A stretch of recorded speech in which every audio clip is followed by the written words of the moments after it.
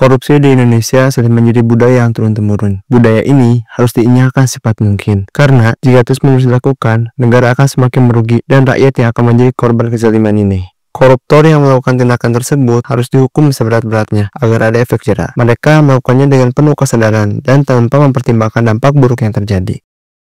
Korupsi di Indonesia terjadi di berbagai sektor, mulai dari pemerintahan sampai pendidikan. Biasanya, para oknum tersebut melakukan aksi secara sendiri sampai dengan berkelompok untuk meraup keuntungan sebanyak-banyaknya. Terbaru, aksi para oknum PT Pertamina Patraniaga yang menjadi sorotan publik. Mereka melakukan aksi kurang lebih selama 5 tahun. Total kerugian hampir 1 triliun. Lagi dan lagi masyarakat dijajah oleh negara sendiri. Tersangka diduga mencampur produk kilang pada jenis RON 88 dengan RON 92 agar dapat menghasilkan pertamax. Apakah mereka akan dihukum ringan? Secara hukum di negara ini bisa dinegosiasi.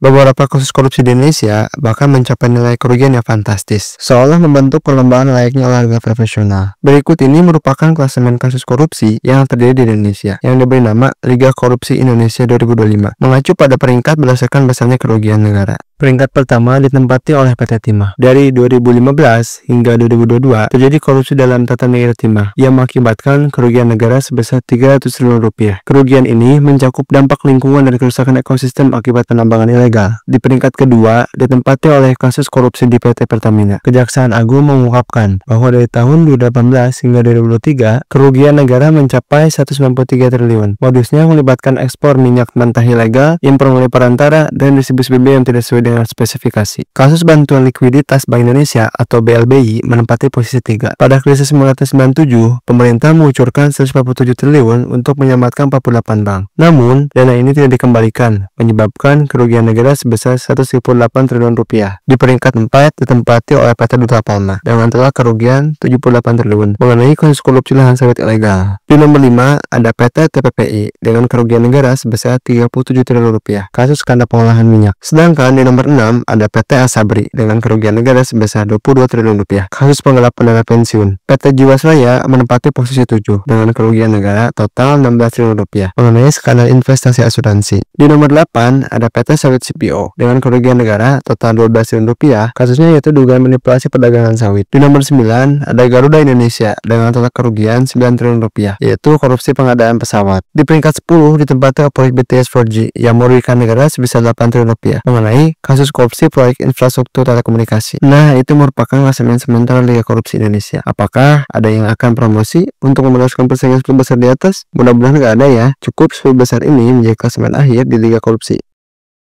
Sekian ulasan mengenai pembahasan kali ini. Semoga kasus korupsi di Indonesia bisa selesai dan masyarakat bisa hidup sejahtera, aman, dan damai tanpa ada rasa khawatir mengenai keadaan negara. Sampai jumpa di video berikutnya ya.